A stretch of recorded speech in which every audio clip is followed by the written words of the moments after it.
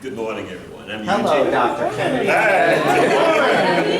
I'm Eugene Kennedy. For those of you that might not know me, I'm a professor in the School of Education. And Dr. Henry is correct. I've been here since 1990. Yes.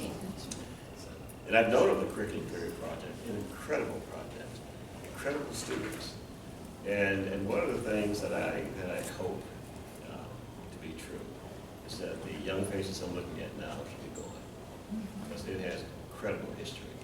And this is a period in time in our history that we need critical thinkers, people who can ask hard questions.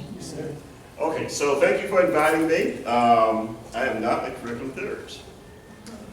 I've been called a lot of things. Most have to do with metrics and stats and things of that nature. My training, to give you some examples, has largely been in statistics and psychometrics. So how am I connected with this group? Incredible students, community, the kinds of things that Petra mentioned. Okay? I've certainly known Reagan. I worked with his brother for a very long time. But both Petra and his brother can probably tell you a lot more about him than I can. What I'll do is give you kind of an overview. Okay? All right, so Reagan Mitchell, a native of Nashville, Tennessee, earned a bachelor's and master's degree in music with an emphasis in jazz studies and his educational specialist and doctorate degrees in curriculum theory. The transdisciplinary training in composition, performance, and educational philosophy has afforded him the space to explore the social, communal, therapeutic, political, and geographic implications of music. In addition to currently being an independent scholar based in Toronto, Reagan was an associate professor in the Division of Liberal Arts at the University of North Carolina, and was a Lindsay O'Connor Endowed Visiting Professor in the Department of Educational Studies at Colgate University. He has freelanced as a saxophonist. I played saxophone in high school. Probably not at the same level. Time to get back out, baby. There you go. In a ranger in Nashville, Greeley, Denver, Baton Rouge, New Orleans, Winston-Salem, Charlotte, Raleigh, North Carolina, Greensboro areas. An incredible musician. Some of the musical luminaries that he has performed with are Charlie Hunter. If I leave any off, please feel free to mention them. Gennaro Jarrett, Randy Brecker, Ernestine Anderson, David Liebman, Slide Hampton, Deborah Brown, Tim Hagans, Steve White, Marvin Stam, and the list goes on. The opportunity to perform in such culturally and ethnically diverse settings has profoundly influenced Reagan's overall approach to scholarship, pedagogy, and music. Moreover, the merger of scholarship and performance has proven to be invaluable to Reagan's artistic and intellectual development.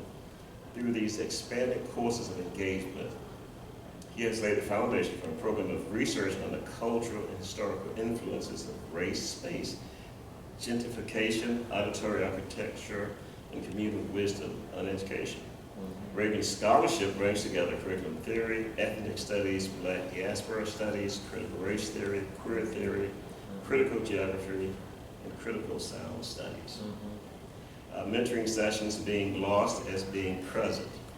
In light of being in spaces of hyper-focus centered on degree completion requirements and establishing a career trajectory, this session will address the importance of being lost as an essential element of cultivating community, enlivening scholarly practice, and stifling of one's process of inquiry. Thus, the examination presented in this session will consider the possibility of reorienting the being lost as a component of one's career journey post-acquiring of the degree. I love that. I really wish I could hear that session. Fireside chat, Black surrealism as pedagogical enlivening. In the interview debate conducted by Dick Cavett on his show in May 1969, James Baldwin and Yale professor Paul Weiss engaged in a 12-minute verbal spar.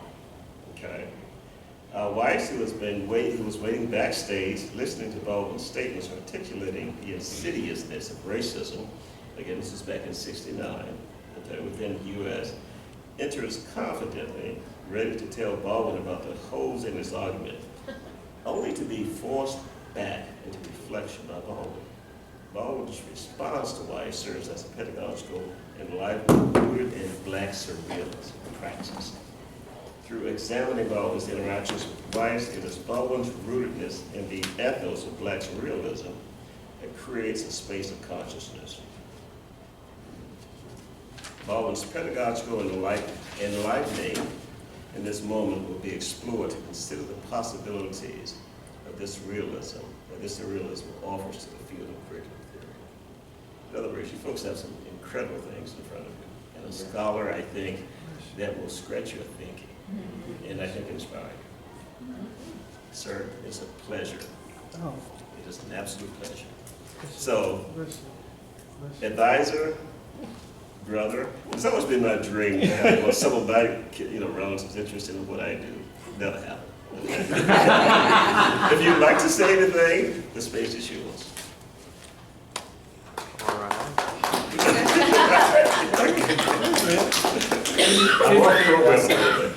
The only thing that I'll say is Reagan is the academic that I always wanted to be. He's read everything, he's thoughtful. There's a level of clarity, but also a challenge. We always joke about MRI. Generally, as a dean, you don't get much MRI. Mitchell righteous indignation. Reagan has a real passion for not only ethics, but not a lot of patience for incivility or for bullies. And what I like about that is it comes across in the scholarship, and it also pushes the boundaries. So glad to have Reagan here. Students, y'all are about to have an incredible experience. This man has read everything. He's read closely, he reads broadly. And you cannot let him leave without letting, he has to pull his saxophone out. Okay. So he's a bad You brought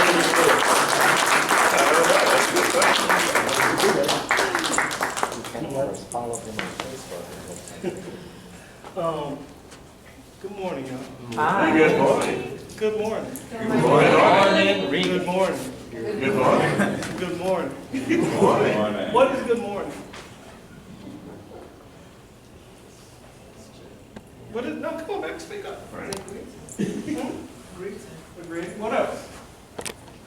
Morning glory. What is it? I'll say it again. Morning glory Morning is glory, one what? of my favorite flowers. Oh, Come on now. see. Come on now. What else?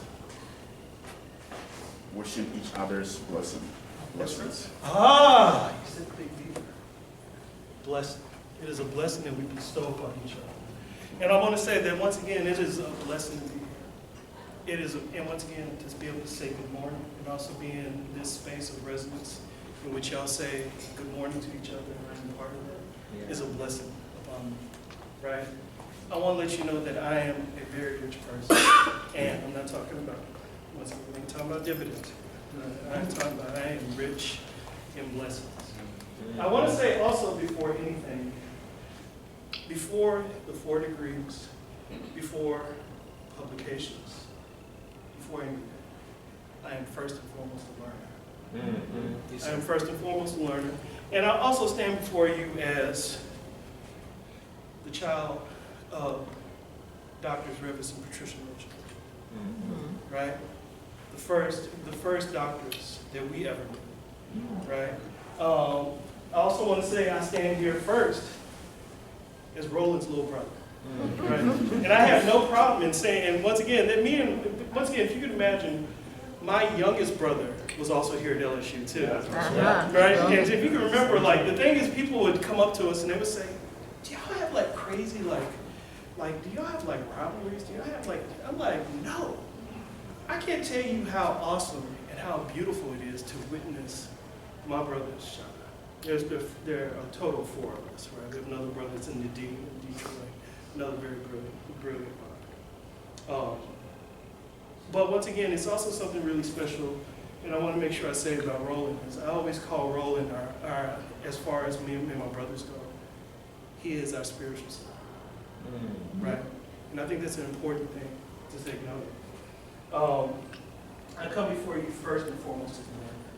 This is the point that I always raise any particular class, or I start, or as I like to call them, learning communities. I want to say that perhaps this process of beginning a curriculum theorist, maybe I didn't realize it at the time, but thinking about all of these things, right? In many ways, you know, there are a few directions it takes, right? For many ways, it's thinking about gentrification through the community that I'm from, which is North Nashville, which is, as Cornel West says, it is the chocolate side of the tracks. You know, and the walk home with my brothers and cousins. In many ways, we can also we can fast forward and think further down when I used to drive down to Alabama when Roland was a PhD student. And what did I do? Once again, I'm not saying, oh, this is so good. No, it's just curiosity, right? One of the things that I did is, one of Roland's homeboys, but also main professor, was Dr. Jerry Rosick, right? I would go to classes, right? And then I remember at the same time when Dr. Utz McKnight got there, right? So once again, I also went and sat in on his classes, right? Now, and then on top of that, I went to, I want to let you know the thing about, if you ever see me, and it's important that I talk about my family, because part of the way that I talk about family is, once again, the whole way of how I understand the process of learning, right? You really sort of try to think about what it is to build community, right? My thing is, I'm always thinking about building community, right? There are a lot of things I try to do, and really center in on thinking about community always, right? Because once again, we realize that much of what we do is built on the shoulders of so many giants. As once again, Dr. Hendry, as you said so beautifully, once again, and once again, as we sit here and think about what it is when we sit with Dr. Kennedy and Dr. Hershey, right? We stand on the shoulders of so many. So there's that. But I can remember things started really, so one of the things about, being a sibling and really admiring your siblings, right? I really do admire my siblings. One of the things that we do is we talk about each other in public spaces a lot, right? Not because we're trying to flex, but to think about, in many ways, this pedagogical engagement comes from this deep, sincere curiosity, once again, instilled in us by our parents, but also how we carry that on, right? Once again, and I say that carrying that on, and once again, thinking about a father that is now an ancestor, and a mother that is in the throes of dementia. How to carry that on, right? I promise I'll get past this when I make this more of a discussion, but I'd be remiss if I don't say these few things, so just one second. But I'm thinking about, particularly, we were always curious, and one of the things that we did is that we always really engaged in what each other did. Like, we went and witnessed, right? And one of the things that was really powerful for me is that I remember I went to an academic conference with Roland, and it was the Quig conference, right? I went to the Quig conference. I was like, once again, I was thinking to myself, people are always like, people what I'm doing, but I want to see what one of my big brothers does, right? So I went to the Quig conference, and once again, I got a chance to see Roland present this beautiful, right? And really this idea, and really this beautiful thing that he says constantly is, before anybody ever enters the space of learning, understand that there's something always offending them. Right? So you can't be getting on people and thinking that it's all about you, when in fact there's a life beyond you, right? And on top of that, it was Ruth Behar. That was who was the speaker. Once again, who wrote that fabulous book, The Vulnerable Observer, right? So, and once again, it was also thinking about what it is to be a generous scholar and witnessing how that works, right? Because once again, seeing somebody like the Utes, see me in a coffee shop, and be like, oh, what do you want? What you reading, Reagan? Or to see Jerry, once again, constantly really engaged, right? So it was, so once again, think about sort of that process of what it is to, once again, as you, the point has been made, is the importance of understanding these are people, right? These are people, right? There is, once again, they're no better, they're no lower. They're people trying to figure, once again, trying to figure it out in the space of being lost, right? Once again, I always say that from the standpoint, remember Patty Lake that talks about it, right? Shout out to Sister Patty Lake, right? So, once again, it's this process, and but the one thing that I will say, as far as like my career trajectory, and just thinking of, and once again, being in this situation with y'all, once again, when I walked in, saw Leo, and then I saw other folks filtering in, I realized something really incredible. If I'm reading it right, and I'm very sensitive, right? I'm very sensitive, right? Y'all really care about each other, right? There is community here, right? And I'm once again, I'm always, and I'm, you're going to hear the big C word constantly, community, because I'm going to let you know that has been one thing that has been vital, probably the most vital, right? And I'm saying that from, once understand, I came from being a working musician 11 months later to being a PhD student, right? And one of the things that I even think about, like I still have friends that I collaborate with pretty consistently, right? In fact, I have one friend who plays keyboards in Alabama Shakes, Paul, right? Yeah, I have a friend, yeah, and once again, we always call each other, we're always talking about collaboration, we always send stuff back and forth to each other, right?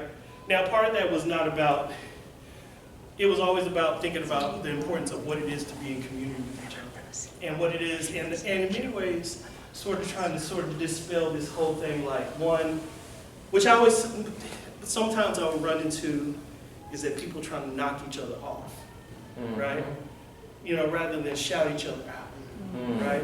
You know, and that was, and one of the things that I learned from that is like, man, like these two cats, you know, Paul and Greg, I love these cats. I still work with them. And it's been over 25 years of still, you know, since our undergrad, that we still work on projects together. And in many ways, I witnessed that also happen in the process of being in community with so many folks from LSU, being when I was a PhD student. Right? Because once again, when I say this, it's like it's not only the scholars that were the professors that was here that I'm in love with, that I'm excited about here. It's also a ton of folks that were once again students with me, right? That I'm also like, you know, I'm humble. You know, I'm humble because once again, there's so many brilliant people, right? There are so many, and once again, I say that not there were like there are now. I'm saying that. First of all, you walk in the space of brilliance. First and foremost, right? You walk in, and once again, if I may shout out once again, Sister Dr. Cynthia Dillon, you walk in this space already enough, right? Right? That book, unfortunately, that costs too much, that is unfortunately very expensive right now. But once again, you know, and once again, I think at the same time, like, that also, it's an important thing that Dr. Hendry brought up was thinking about this point of spirituality, right? I want to remind us, if you're not doing it already, one of the things that was important for me is thinking about how do we once again re-spiritualize the process of period. What does it mean to be in this community? What does it mean to also be able to not only talk about it from the standpoint of like what it might also be to have care as part of ethos, right? And to really, really settle with that, right?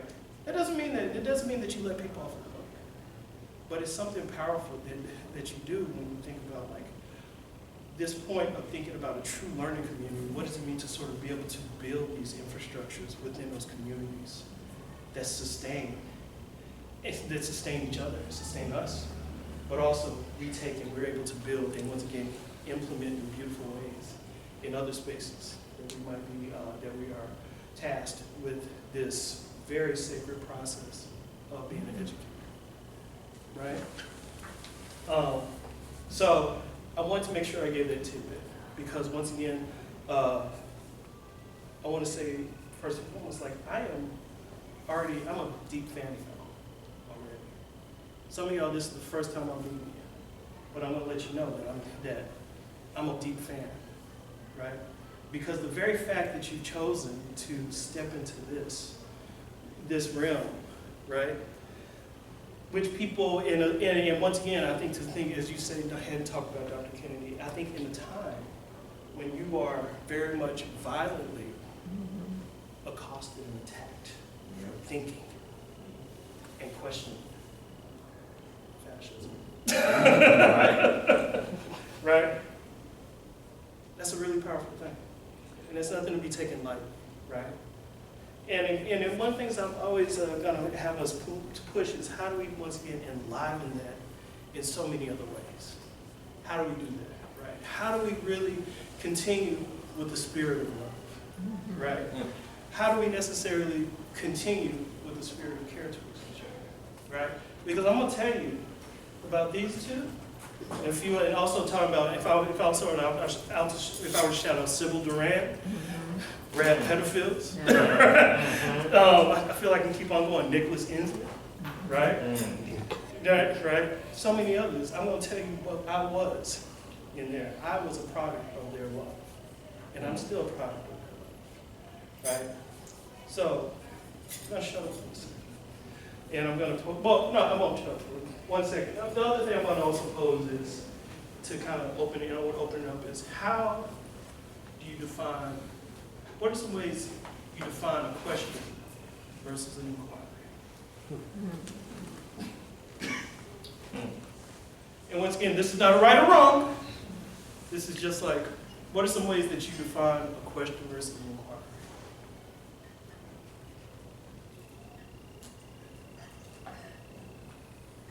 Is that an open question? Absolutely. That's an inquiry question. Well, no, the reason I asked that is because, you know, one of the people I listen to a lot and I spend a lot of time thinking about is Krista Tippett. And, you know, she has this phrase where she says we should live our lives being faithful to a question. And if we're faithful to a question, the question will be faithful back to us. But really, when you framed that question, I was thinking about the fact that what she's really talking about is like a lifelong inquiry, right? And that if you are faithful to a line of inquiry or a way of living in the world, then that will be faithful back to you. And that that's a beautiful way to experience the world. What else? What's some other things? Come on. What's your name? Celia. Celia, Yeah. Celia. Oh no, Celia, like Aaliyah, the singer with the S. Okay. I thought about a question having an answer. So, for example, 2 + 2 = 4. So when I ask a question in my class, I'm looking for a particular response, whereas being inquisitive suggests that there may not be an answer, but you're open for an alternative way of understanding. That's it. Once again, you say these things, and once again, it's not, I need my shoulders. Once again, because it's like I'm getting these chills. This is exciting, right? What else? I want to sit with this a little bit more. Okay, come on. I'm not sure how to define the question, but for me, an inquiry, the difference between a question and an inquiry is when I ask something to someone, like for a question, it's like I'm expecting somebody else to give me an answer. Or maybe, you know, it could be to myself as well, but in a very literal way. But when it comes to inquiry, it's something that I'm more active in motion and looking for the answer. Even if somebody doesn't give me, I look for it, and then I, dig deep and keep on going. This is good. Man, we can go on and take all of us on the road, right? And the curriculum enlivenment tour, you know what I'm saying? This is all beautiful, and once again, this is not a right or wrong thing. This is all good. What I'm gonna say is, and once again, y'all all said it so beautifully and poetic, right? And I'm gonna sort of say it in a very simple way. This is not to say anything is right or wrong, but sort of one of the things that I always talk about. And once again, I pose this to everybody, right? But remember, you answer the question. You live with an inquiry, right? And perhaps one of this thing, and I think that's an important thing to take note of when you think about this process of even sort of thinking about this mentoring session, right?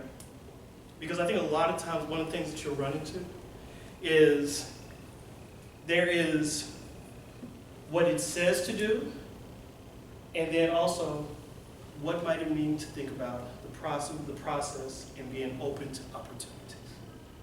And that can look very different, right? And I think that's one of the things that you sort of, I think immediately, especially sort of look at this process of what education is, seemed to become, but never was. So we're trying to craft it. It's, once again, this very problematic, very much, it's still these variances of Sputnik and, once again, race to the top, all these things that once again touched our bodies and once again are sort of these resonances. But I always want us to think about, I say these things and it sounds very obtuse and very broad for a reason, right? Because once again, the process of doing this work is once again being in the situation, and once again, it's not necessarily only about saying, what job am I going to find next? Even though this is important, right? I do not want to, right? A job with a living wage, these things are important, right? But I think, there's also another responsibility to be leaning in to this and really sort of allowing the work to guide you in some different ways. That once again guide you towards something that maybe you necessarily imagine for yourself. And once again, I'm saying this from the standpoint of just this is my experience, right? I did come into these situations and say, okay, by the time I finish up my master's in jazz studies, I'm going to wait 11 months, and then I'm going to go and become a curriculum theorist. No, right? But I think that there's something really powerful about the process of what happens when the process of reading, right? What happened, because once again, there's this love of fanon, right? There's this love of fanon. There was, once again, Dr. Asia walking up to me one day after class and saying, you know what, you should come read Derrida with me. Right. Which, once again, was turned into 2 years of one-on-ones reading Derrida with Dr. Asia, which, once again, I don't know if y'all had a chance to, once again, peep this system, but once again, absolutely amazing. Another one that's not here, but absolutely amazing scholar, not only in knowledge, but once again in love, right? Which is perhaps one of the more, which is as important as the scholarship. It is the scholarship, right? So we talk about it's the job piece, and then it's also the thing of just like getting through this, right? Because let me tell you something. One of the most, let me open this up. What are some things you've heard some of your senior scholars say about a dissertation?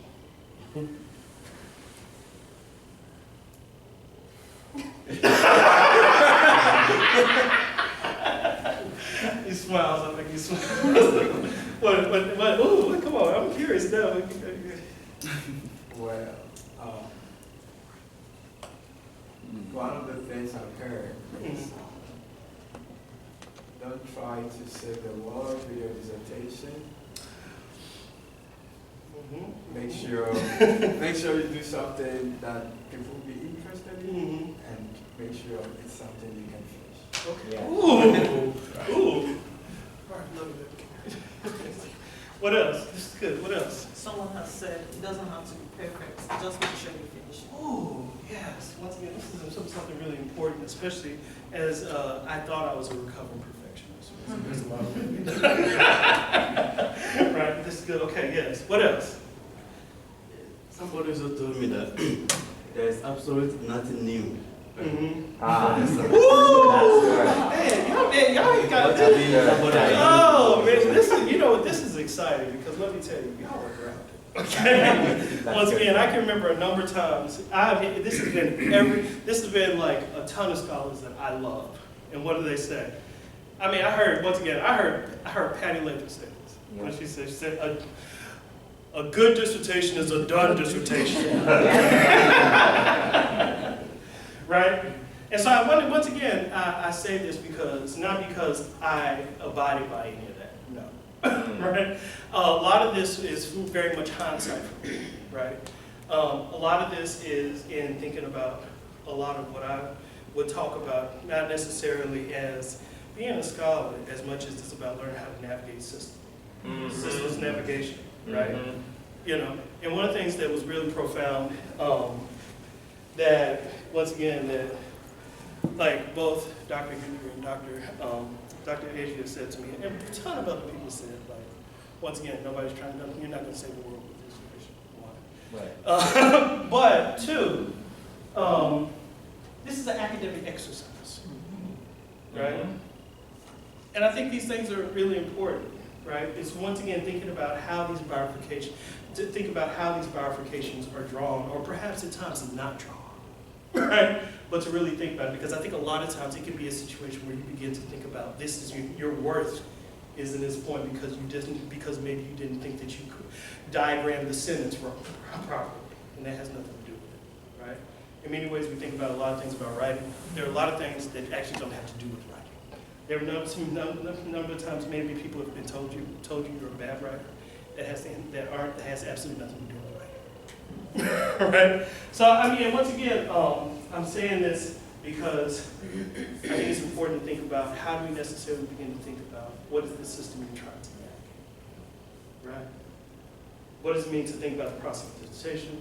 What does it mean to think about the process of thinking about journalism, right?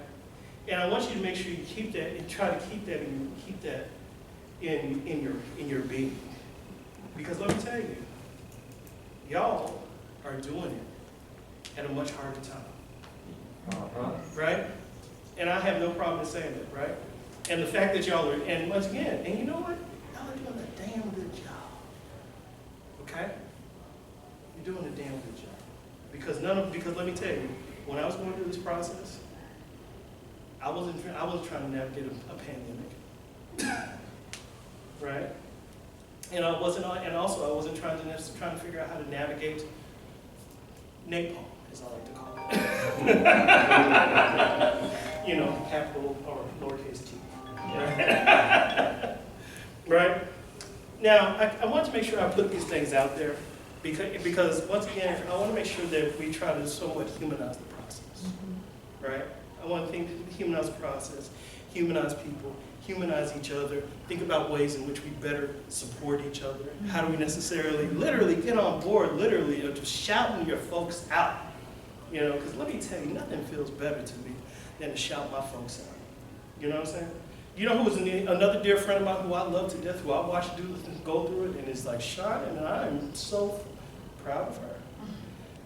Dr. Bonnie Watson.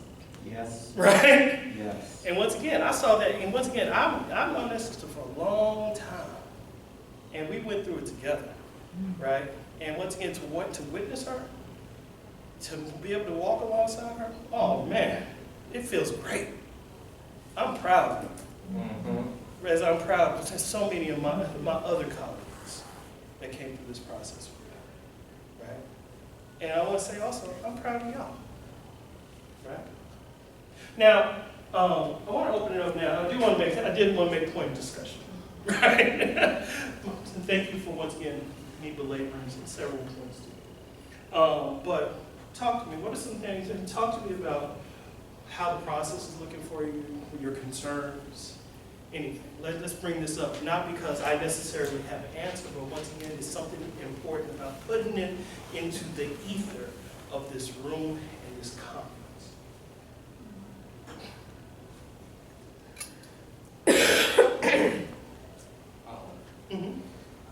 What's your name?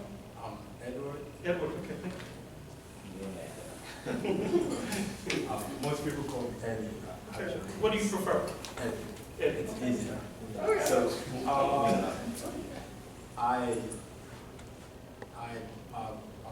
I've realized that it's a bit challenging to navigate the data collection process in the U.S. than where I previously studied as agriculture. And it's all because of the legalities that got to do with data protection and stuff like that. Yes, yes. And I would like to bring this up in relation to how academics are pushing for, I wouldn't say easier ways, but ways that would actually make it friendly for academics to collect data. Yes, okay, so once again, thinking about, once again, how do we embolden the generosity in these spaces? Once again, spaces that are looking very cold and somewhat, and actually pretty epistemically violent. Very epistemically violent. Deep epistemic violence, right? No, could you not go a little further? Like, just once again, all of y'all, I'm gonna be like, oh, I'm fascinated now. Talk a little more. Maybe like IRB. Yeah. That's what I always want. I mean, in certain jurisdictions, if I want to do a study in school, all I need to do is to talk to whoever is the head of the school. And if they have a superior, they just ask for the approval from them. I need to get my consent forms for students to be able to take to their homes and all that. And it's easier, and I can get that and get it published. But in the US, it's not like that. Even if whoever is in charge of the school gives you consent, there is a higher one that you have to still navigate. That's what my sister said, IRB. That's one of them. Yeah, and I think navigating that can be a bit stressful because the work that you are doing, it's not even for you. Like you are doing it for the benefit of society to solve a problem. Why do you have to struggle with all these legalities and systems? Yeah, right. Because you want to solve a problem. And one thing I'm always, is it cool if I speak to that? Also, I'm trying to work with consent, right? So once again, if you say something, if I'm going to ask you, is it okay if I speak to you? Okay. Can I pose another point to the question? I think the other part I would think about is, what is it? There is sort of the magnum opus of what you have, and there's also what is going to help you get there, right? So I'm thinking sometimes about like, what is it that might actually have to shift? Because I think sometimes because you're in dissertation. Yes. Okay, dissertation. Okay, once again, sometimes things do have to shift, right? And so maybe a thing to also sit down and actually look at with your dissertation, also once again with your chairs, right? Is to think about like what it maybe needs to change, so you're able to actually complete the document. And then, you know, I don't know if y'all have this, but I have that folder. You know that folder? I have not the literal folder. Even though I do have folder. But like folders. it is like that dreams and wishes folder. Yeah. Right? Of wanting to go back and do the work like you wanted to do it before. Right? Yes. Right? And so I think, and so something really powerful about having, if you don't have that folder already, but having that folder, there's something really powerful about that. Right? So think about like what people may not necessarily be able to engage directly there. But then is when you do sort of a larger project, how that may work out. And also I found that that it's also in many ways worked itself out in an interesting way of actually, it's, you know, there's something that's really fruitful that actually emerges when I have to sort of do a little bit of cutting, right? That actually becomes a little bit richer, right? So there's something, so there's also this whole other thing, depending on what it is, how do you begin to think about depth, right? How do you begin to think about in a sense of, how do you necessarily sometimes, it's not problematic to go a little bit narrower, go deeper, right? So thinking about that as well, right? Now, one thing I know I'm speaking very, very obtuse, right? But once again, it's just, once again, I sort of, to really sort of think about what are the tensions that we're thinking, what are the pathways we're thinking, maybe what are some of the pathways that maybe perhaps we're just unsettled just a little bit, right? No, but let's go. And I'm sorry. Yes. Could I speak to that as well? Yeah. I think you gave practical applications, but I also would like to contribute because I think we do, as an educational system here in America, we do a terrible job of explaining not only to Americans, but to international students the reasons why, I think. And so if we're mentioning the IRB and the excruciating process that is, and the tedious process, I think it's also important to recognize why the IRB is the IRB and the historical implications, because this society is rooted in white supremacy, that prior to the IRB, the United States government signed off on a federal initiative that, continued to infect Tuskegee community members in Alabama with syphilis for 40 years, which is why we have an IRB. So I think, yes, I agree that it can be quite taxing to get your research approved, but I think without those safeguards, we have instances like the Tuskegee experiment where Black individuals and Black communities are utilized as a playground for research ideas. Like the father of gynecology is still celebrated, although he experimented on Black women. So I think it's a yes and, not a but, because although I'm not looking forward to doing an IRB, well, my IRB is simple, so I'm not collecting data. But if I were, like when I do, I'm not necessarily looking forward to it, but in honor of those who came before me, I very much so partake in that. And I think we can hold both things to be true, that yes, it's taxing and yes, it's necessary, but I think in order to really do that a service, we need to do a better job to explain to individuals why it is a thing. So.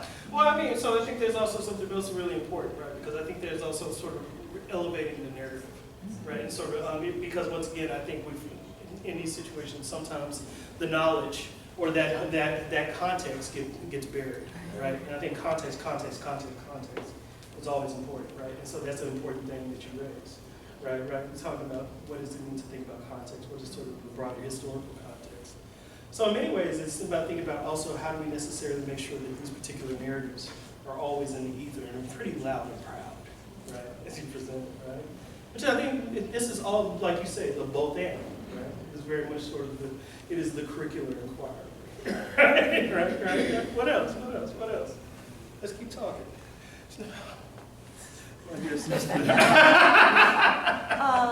It's amazing to sitting here all of a sudden feels like I'm sitting at a graduate seminar. It's like almost like all of a sudden the way my thinking is different. I'm wondering why that, because honestly I miss this atmosphere of talking about everything what you said and everything you shared is so beautiful and inspiring. And also as they share about the dissertation process of the feeling of struggling, trying to figure out what to go first in practical and how to deal with the other ideas, and also how to deal with when you get lost in the process. Like you don't know what is the best way, you hope someone else, there's some God can tell you, hey, do this, then do this, and you'll be done. But in the real time, we're doing this zigzagging and self-doubting and all those. And the sad part is after you graduate, that process doesn't stop. You still feel lost. So I'm just like, I was like, in my process, while feeling lost, feel like, what should I do? Can anyone give me an answer of how to deal with this writing, how to deal with the system and all that? I think there's two things that popped up. Is I'm not the only one who get lost. I think that's important, but it usually comes out after I struggle for a few months. Then I talked with someone and they said, like Paul or the friends I talked to is like, oh yeah, we feel the same. I was like, why didn't you tell me earlier? It's kind of that kind of thing. Back to your question of inquiry, I guess this is the process. This is the process that we all have to accept. Like, this is how it's supposed to be. So there's no way, as like you're so clear, you know what exactly to do that will work for now and also it'll work for later. I think the answer is there's no such way. You're supposed to get lost, even now, no matter now or later, like after you graduate, after you have your job, or after you even retired and coming back, it's like, it's always in that process. I think that's important to remind me and also remind you guys, because definitely, you know, after I graduate from LSU, I often feel that getting lost, and also I think the reason that made you feel get lost is meaningful. I think that's something we need to reflect on, to dive into, and to write about it. Because I think that is very meaningful. It's like, what made you feel you were lost? What's the something you're trying to, you feel conflicted with, or you feel like you're struggling with? That's what I, like, listening to you guys, reflecting on my experience, I was like, this is a process that is supposed to be, and everyone else is experiencing this process. Ooh, come on.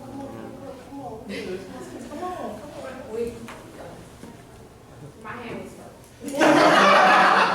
I mean, I usually make people play rock, paper, scissors. But I wanted to piggyback on her question.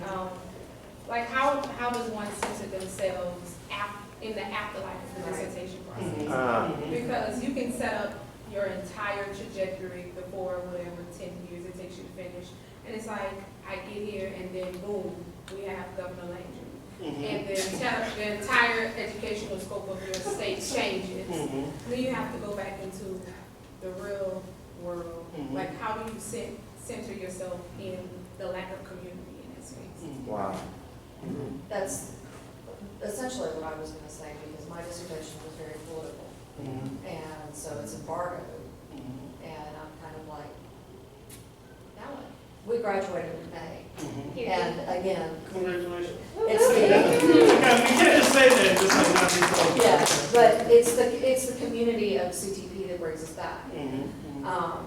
And we are in that space of what now?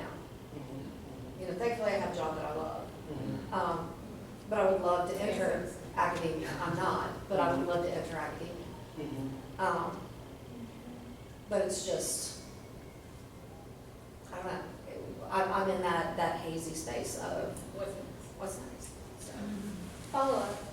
Okay. No, actually, this is actually a beautiful thing, because it's not necessarily only about the centrality of me, even though I'm reading this from a mentor sense. It's not that. This is what, once again, we're trying to tailor it and make sure it attends to what's going on. How do we localize it, right? No. What do you want to enter academia in? I'd love to be a professor in English. Are you sure? No, I'm just kidding. I mean, I'm going to say also, I think there's something really powerful about thinking about, like, asking yourself, how are you being present? And I'm not saying that in a cute way. I'm saying it like, once again, what does it mean to really be present to the moment right then and there, right? To think about your trajectory, but also what is being presented before you. And once again, how that might have to shift. Once again, how does that necessarily shift in a variety of ways, or how does that look very differently, right? Because honestly, like, there was a point where I thought I was pretty sure I was going to be on the West Coast at the University of Puget Sound, and I went and did the interview. And let me tell you, I miraculously did not end up there. I ended up at Colgate University, right? And I'm not saying, you know, and so it's interesting because once again, it's sort of mentally where you get your head in there and sort of thinking about, like, what are these different things that might happen, right? I mean, like, I want to say, like, the whole point of being lost, like, to me, when I say lost, I'm not saying it's a bad thing, right? I think we have to remain lost. To remain lost is to be in a space of inquiry, right? And to me, like, if you're not in a space of inquiry, then you're dying, you know? And I'm not saying that, I'm saying that in the sense of like you have sort of stopped, right? So I think there's that. I think there's also like some really interesting, very practical ways of also thinking about like, one of the things that I did, right, and sort of, because remember, before I went to Toronto, I was at the University of North Carolina School of Arts. I was there for 6 years. Once again, that is a teaching institution, which I love teaching, okay, let's make this sure. But I love doing research and scholarship as well, right? That is a 4-4 load, right? Oh, Yeah, 4-4 load, right? And I'm also a little crazy too, right? And also, I'm a workaholic, right? Which is, I'm not saying it as a flex, I'm saying it's a problem, right? But one of the things that I found is, because you can say this beautiful thing about like, I want to be in discourse with my folks.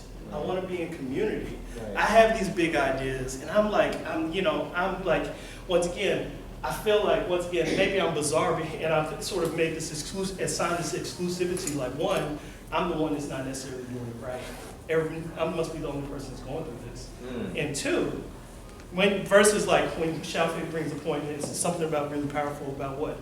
Raising in public and everybody being like, holy shit, me too. That's a really powerful thing right there, right? But then there's the other part of like, there are variety. I'm always curious about thinking about the variety of spaces to be able to have these different conversations and sort of thinking about, they might have to look a little different, right? For me, like, I like going to conferences, and one of the things that when I'm really on it well, I try, and it's not, and once again, I say that, I don't say this flippantly, because money's real. Some of us have children, right? Some of us have responsibilities as elders in our house. Some of us have responsibilities to our partner in these different types of assistance. Right. So once again, I want to say that I'm saying this, and I'm not saying this like this. Just do this, do that. No. But I'm going to say that I think there's always different creative ways of how to necessarily think about how to build community, right? So there's different ways of thinking about how, once again, one, for me, I had my conferences that I would go to, my thinking conferences, Bergamo, AESA, but then I had a conference that I would a different conference that I would completely attend, that wasn't necessarily around my field, but was around what I was interested in, but really curious about, right? i.e. Caribbean Literature Conferences, Affect Theory Conference, right? And once again, thinking about ways to sort of cultivate, and even the ways of thinking about, like, once again, this travel. So what does it mean to maybe think about the possibility of doing that, trying to do some of that online, and building those relationships, online. I'm sorry. Come on, let's keep you frank, baby. Build those relationships online, and really sort of like keeping up a dialogue, right, and building a community that way, right? It's not the most ideal because, once again, as y'all might see, I hug a lot. I'm tactile. I touch, right? I give kisses, right? I love to be in community with people. I love to, once again, just be here. To be here I'm not saying it's replaceable, but I think that if it's in the point of thinking about like what is it going to mean to try to sustain and also build and work with big ideas, which is really exciting to hear y'all here say, because it sounds like y'all have very much committed to staying in love with the big ideas, with big ideas, right? So thinking about like what they might look like. Maybe sometimes you find somebody in your department or whatever you're working on ideas with. It's not the thing. I'm not sitting there saying I've got the key, but these are some things that I try to do, right? Because even at this point, I'm in a great space of where I'm questioning whether I want to be in academia, or am I going to transition out of academia to more community-based stuff, or if I'm going to necessarily make that a little bit hybrid, right? So I say this, and I come to you not as somebody that hasn't figured out, because I hope I don't ever have. That's the key. Right? I hope I don't ever have it figured out. But also, even this now, sort of thinking about the constant what it is when we talk about what is recursion, what is recursivity, right? And the other part of that is reflexivity. And what is the reflexivity is not what? It's not reflection. It's not mere reflection, but it's thinking about what happens, how are you changed, right? So that once again, there's that process of, once again, when we sit with these ideas, and once again, very much we are in a recursive space with each other, how do we necessarily begin to build these different possibilities of how we might be able to do this. I mean, think about this, y'all. I think the pianist, Thelonious Monk, right? I'm going to lean on my music background. Thelonious Monk, you know how many songs he wrote? He didn't write, of the library is not extensive. It's 50-something odd songs. And you look at the amount of albums that he recorded. And what do you realize that Monk did? Monk re-recorded compositions, but he reimagined them differently. Right? And there's something really important in sort of thinking about witnessing how is it that we discursively do things, and what is it from a variety of different people, and thinking about their process that we can bring to bring it into our process, right? So in many ways, like I often think about Monk, I'm like, shit, Monk did this. This actually does translate. So or you think about how many people do you know that write? A lot of people, like philosophers, they write on what? One or two different philosophers. Right? Yes. So once again, I think there's something really powerful to thinking about, like, once again, how do we think about these very practical ways of building community? But also thinking about there's some really beautiful things, like the fact that you even piped up to me says, like, oh, well, these sisters are really good at, like, talking to people, right? Like, what's it gonna mean to bring people in and work on these ideas and maybe, like, begin to cultivate something else, right? And I think that's really powerful. Right? It's not the most ideal, but it gets us maybe to some different places that we maybe didn't witness or maybe were as present to the time before. Does it make sense? Okay. Yeah, I'm sorry, Michelle. I had a question while you were talking. Uh-oh. I'm just curious. Also, I missed the time when we were at LSU.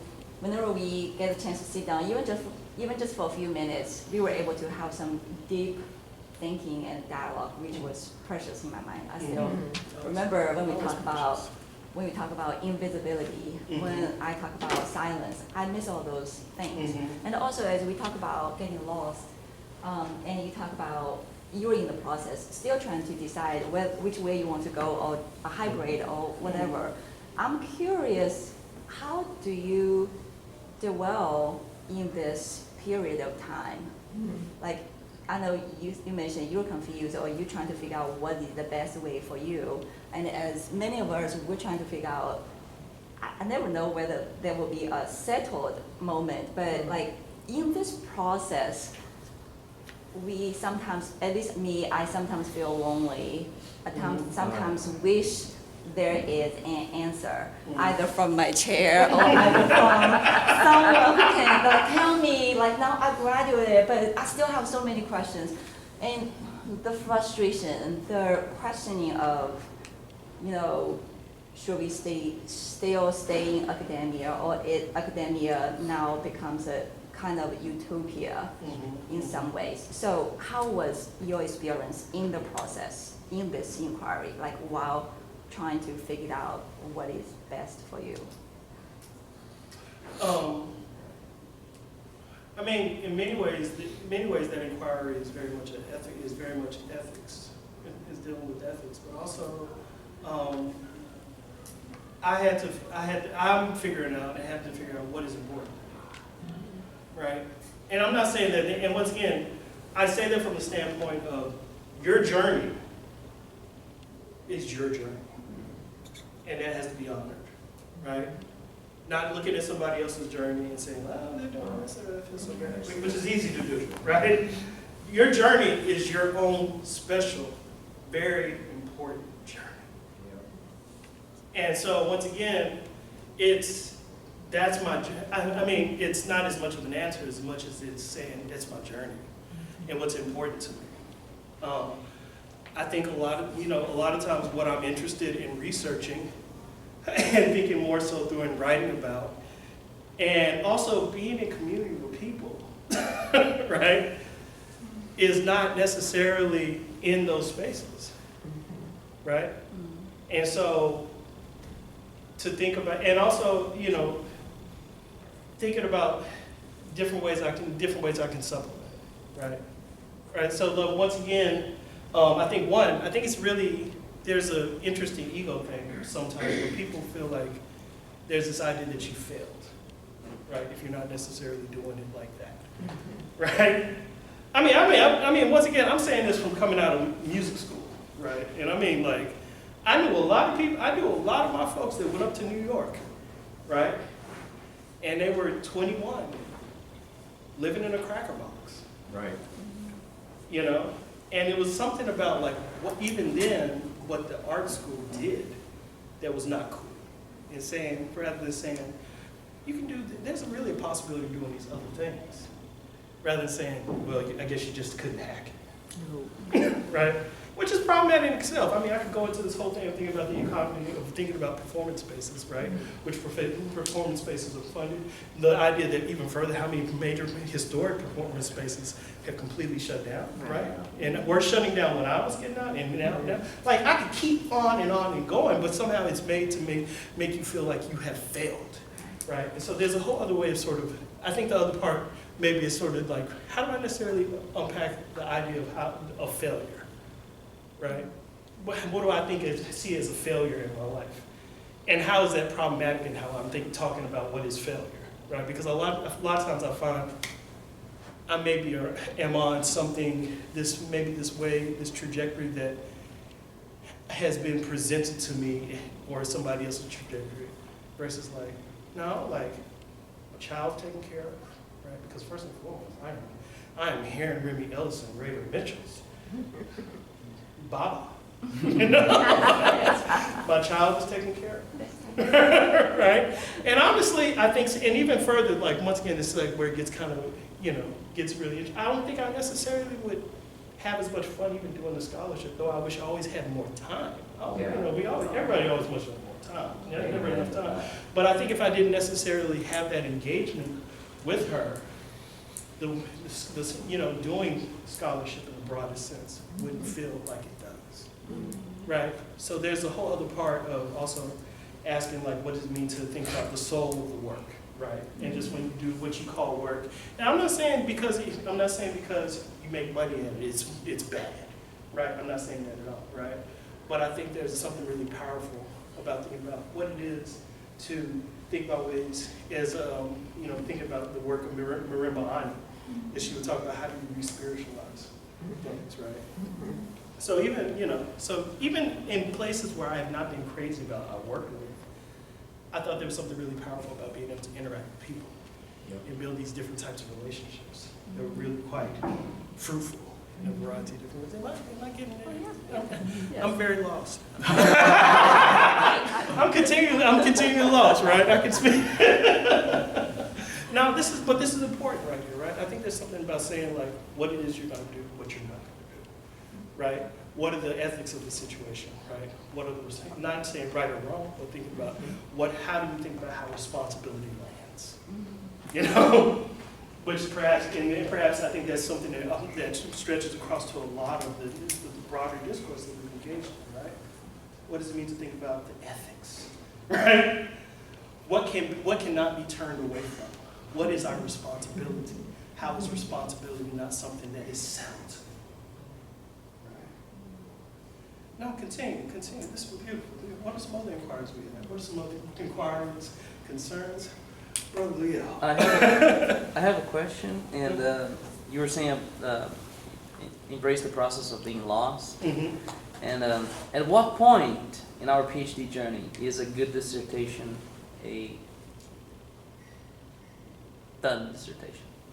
Because I haven't even defended my fellows, for example, and I hear people saying, "Oh yeah, I'm going to start writing. I'm in the process, you know." Mm-hmm.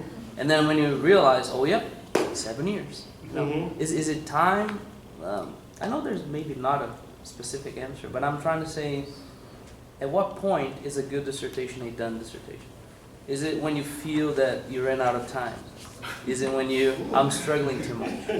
You know, at what point? Because we all try to oh yes, I want to accomplish something. No, I mean, like, this, and once again, I'm not, maybe I do sound very floaty, that's intentional, I understand, for instance, intentional sound very floaty, but I do want to say, like, in many ways I'm going to say that's your journey. I think also sometimes you have to have, you also have, you know what, but it's also, it's not only within yourself, right, it's within your community, right? Because there's some people in my community that would be like, Daniel Klein, right? Another brilliant person, right? Once again, Daniel Klein, this whole point of somebody skilled in Shakespearean drama and writing about this, and also just a great writer, but also a lovely person. Yes. Having a variety of people in your crew to be like, you got to come away from this. So sometimes we have to have something that knocks us into reality, because you can really easily, because let me tell you something. You should see me doing this. You should have seen me doing this, right? And it was certain points where there was just like, give me the damn chapter, I feel like I'm hitting some, give me the damn chapter right now, right? So once again, there's the very real thing of like, also as much as it sucks, you should kind of feel like that, right? If you're not feeling like that, then you're doing something wrong. If I go right or wrong on this like hard binary, there's something that's not right in the process, right? So I'm gonna say, first of all, as weird and fucked up as that feels at times, like, I'm happy to hear that. Because once again, that means that you have a beautiful, rich discourse, but also say something about your relationship with the notion of knowledge, which is beautiful. But, I mean, and then also I want to kind of go into this whole process of thinking about, there's consistency. There's sort of that consistent engagement with these ideas, right? But for me, if I were going to tell you what helped me immensely, was having a crew of people around me that had my best interest in mind. And they were like, Ray, you gotta stop. You just have to stop and realize like, this is but like an idea. This is a drop in the bucket of what in many ways is gonna be perhaps the foreground and the foundation of a life's work. Life's work, right? I don't think that necessarily, I think that doesn't make you feel a little bit more weird. Let's talk about this further, because I know it's like trippy, but it's like, and I know this doesn't feel good, and once again, I'm going to say that I'm making these points in hindsight, right? So once again, I'm going to say in the process, I can remember feeling like this, but I had to have people around me that said, like, give me the stop. It's time to stop. It's time to stop. It's time to get out. Because you have something, because it's time, because it's not only about that, but it's about getting out in this world and shining your light, right? And there's a certain point where it's like you cultivate these beautiful things, but then it almost becomes a little stagnant because it's time for you to get out and shine your light in the world and give the world your blessing.